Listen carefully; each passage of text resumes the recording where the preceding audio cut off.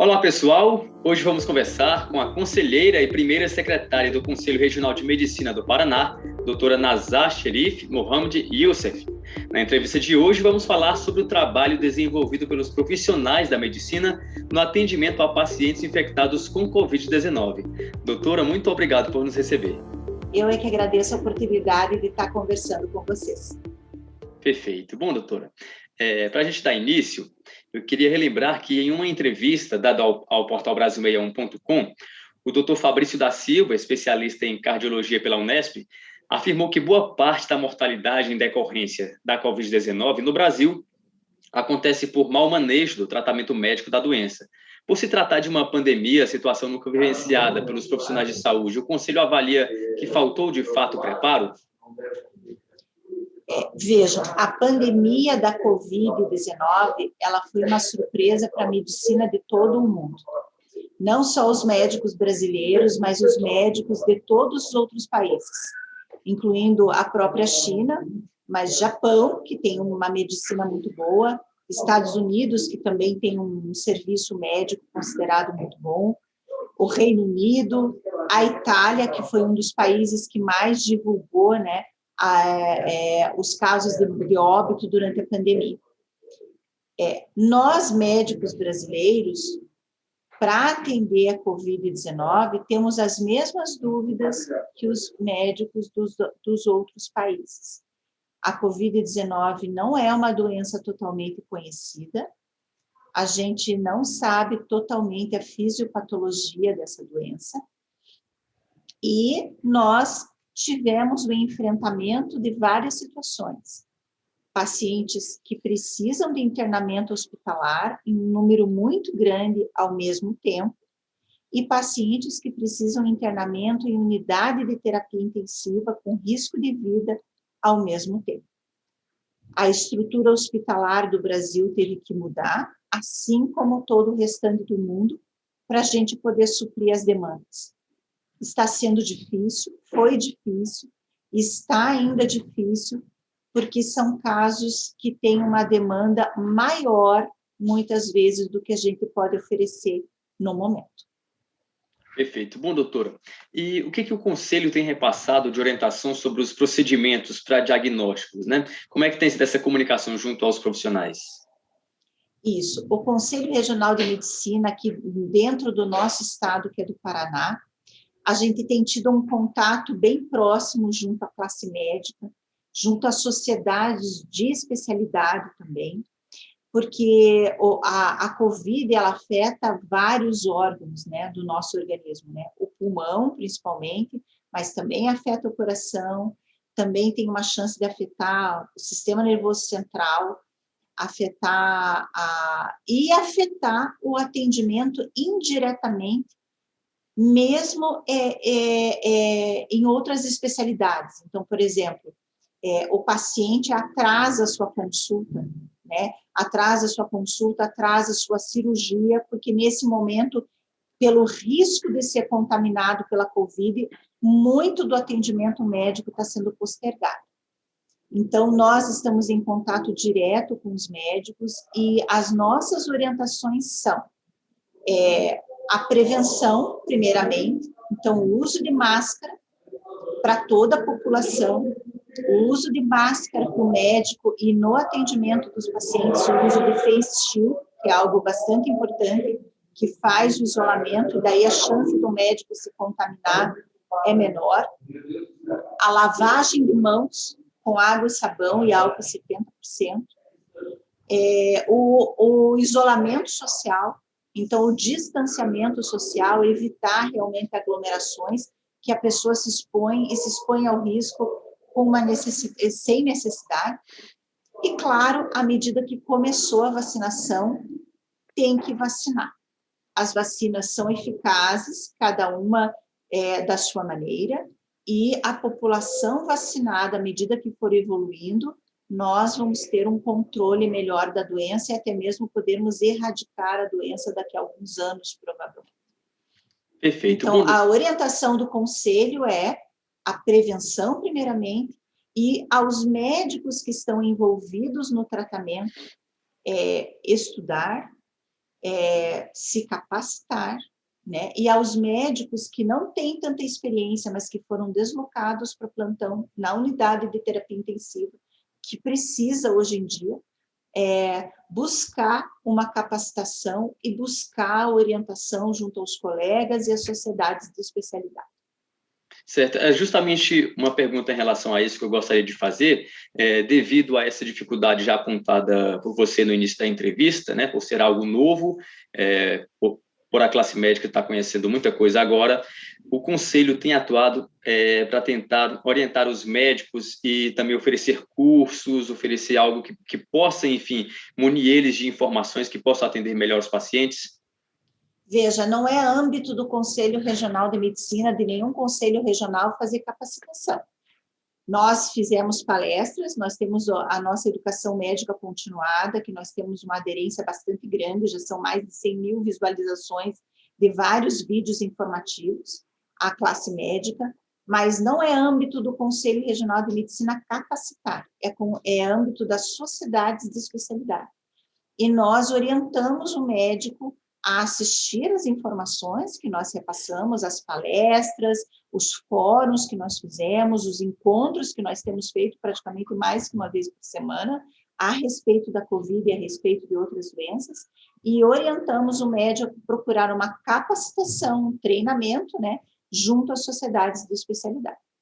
Certo, perfeito. Bom, esclarecido esse ponto, doutora, eu queria questionar também a respeito da questão do atendimento mais humanizado, né? Porque a gente tem ouvido relatos de pacientes que, por exemplo, chegam nas unidades e tem aquele atendimento frio, às vezes não tem um diagnóstico preciso e já é mandado para outra unidade, já é mandado para casa e fica aquela sensação de insegurança se realmente está sendo atendido da forma que tem que ser. Como é que o Conselho vê isso? O que o Conselho tem feito para mudar isso? O Conselho tem atuado junto, que nem eu falei, a classe médica, promovendo orientações, promovendo palestras, né, promovendo encontros, e a humanização é algo fundamental para o estabelecimento da relação médico-paciente. Você prestar assistência a alguém que está fragilizado naquele momento faz parte do nosso ofício como médico, e a atenção devida que o paciente merece, não só o paciente, mas a família do paciente, muitas vezes no momento de risco de vida, que merece atenção, ela tem que ser treinada e tem que ser praticada no dia a dia do médico. Não é só durante a pandemia, é sempre. Faz parte do ofício do médico assistir ao doente e à sua família e acolher ao doente e a sua família. Certo. Quanto a esses relatos, doutora, de que estão chegando e ao mesmo tempo em que o paciente não consegue absorver informações precisas sobre o que ele realmente tem, já ser transferido, já ser mandado para casa, isso você vê como um problema, é algo que pode ser mudado? É algo que é a comunicação. Então, tem que praticar, tem que ter a paciência e tem que praticar uma boa comunicação, com a atenção que o paciente precisa e no tempo que o paciente precisa. Se precisar explicar, conversar mais de uma vez, a gente recomenda que explique e que converse mais de uma vez. Perfeito. Bom, em relação à atuação, né, do início, a diferença do início ao que está sendo ofertado agora, né? Em relação a orientações aos pacientes, que no início, por exemplo, se pedia que eles ficassem em casa, só fosse às unidades de saúde, aos hospitais em casos mais graves. Hoje a recomendação já é totalmente ao contrário, nos primeiros sintomas já procure um médico para receber as primeiras orientações. Como é que você avalia isso? É algo que vem para mudar? É algo que está sendo feito? Não, não é bem assim. Não é bem assim. O senhor veja, o sistema de saúde ainda está sobrecarregado. O sistema de saúde, os hospitais, eles ainda estão sendo direcionados ao atendimento da Covid predominantemente. Então, nesse momento, ainda as medidas de prevenção são importantes. Agora, veja, se um paciente se sente mal em casa e se ele precisa procurar atendimento médico, a gente recomenda que procure atendimento médico, porque só Só assim a gente vai saber da real gravidade daquilo que ele está sentindo. A Covid ainda não está controlada, a Covid ainda está no momento em que a gente pode precisar de restrições mais severas, mais rígidas por parte dos nossos gestores de saúde, e isso é muito variável de estado para estado e de cidade para cidade. Isso depende de como está a situação da saúde dentro de cada município. Então, cada gestor municipal tem a autonomia para poder estipular medidas mais rígidas ou não. Mas, que nem eu falo, ainda não estamos confortáveis para dizer que pode existir uma certa liberalidade nas pessoas no ir e vir. Tem que tomar os devidos cuidados. Tem que usar máscara, tem que lavar a mão com água e sabão, ou se não utilizar água 70%, e quando chegar a sua vez de vacinar, tem que vacinar. E as aglomerações, elas são proibitivas ainda. Não, doutora, em relação, por exemplo, a sentir os primeiros sintomas e já procurar aquele atendimento médico imediato para, por exemplo, já receber as primeiras orientações de não sair de casa. Isso sim, isso na realidade pode ser feito, mas isso está desde praticamente o começo da pandemia, porque a gente nunca sabe se o paciente vai evoluir para uma forma grave ou não. Certo. É porque, assim, resgatando um pouco a história do início da pandemia, a gente consegue recordar que uma das recomendações era fique em casa, inclusive algo que poderia estar até afetando o psicológico das pessoas, né? Porque elas estavam sentindo alguns sintomas um pouco leves, mas eram orientadas a não ir às unidades de saúde para justamente não superlotar, não sobrecarregar. E agora a orientação está sendo justamente ao contrário, saber se isso realmente é algo que tem melhorado. Não, os pacientes estão fazendo teleorientação. Ele liga, né, para o telefone do município que ele disponibiliza, ele faz uma teleorientação pelo telefone e, se precisar, quem está fazendo a teleorientação encaminha ele para consulta em unidade, senão ele não precisa ir. Então, nisso a pandemia também ajudou, né? Os serviços de saúde se organizaram para poder oferecer à distância uma orientação melhor e um acompanhamento, uma telemonitoração, que a gente chama desse paciente. Perfeito. Bom, doutor, então, já caminhando para o final da nossa entrevista, uma última pergunta. Como é que você avalia, de maneira geral, o trabalho médico feito até o momento? O que tem que ser melhorado? O que ainda precisa ser ajustado aí para a gente reduzir aí os números de mortes, por exemplo, e o caso de pessoas infectadas? Vejam, em relação à parte médica, em relação ao que a gente espera, o que vem aí, que nem a gente assim, pressente que é imprevisível, mas a gente espera que as coisas realmente melhorem e que a pandemia seja controlada e até mesmo daqui a um tempo erradicada. As medidas de prevenção, elas são fundamentais. A população em geral, os profissionais de saúde, e não só profissionais, os trabalhadores da saúde, têm que enfatizar e têm que orientar e têm que conversar com as pessoas com quem convive sobre essas medidas, que elas têm que ser realmente, assim, o mais bem feito possível, tem que ser seguido de uma maneira rígida.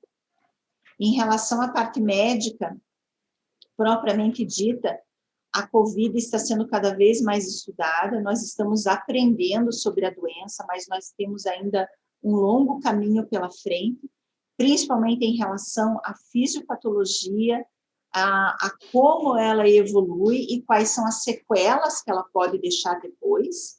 Então, isso está sendo um aprendizado contínuo.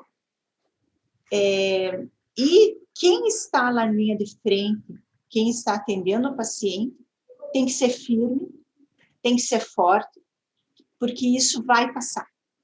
E todos nós, juntos, vamos passar, e juntos nós vamos vencer essa pandemia Covid. Perfeito, doutor. Então, chegamos ao final da nossa entrevista. Eu quero agradecer muito, em nome de toda a equipe, a sua disponibilidade, os seus esclarecimentos. Fica aqui o convite para uma próxima oportunidade e até a próxima. Obrigada, estarei à disposição, então. Tchau, tchau. Até mais, então. Tchau, tchau.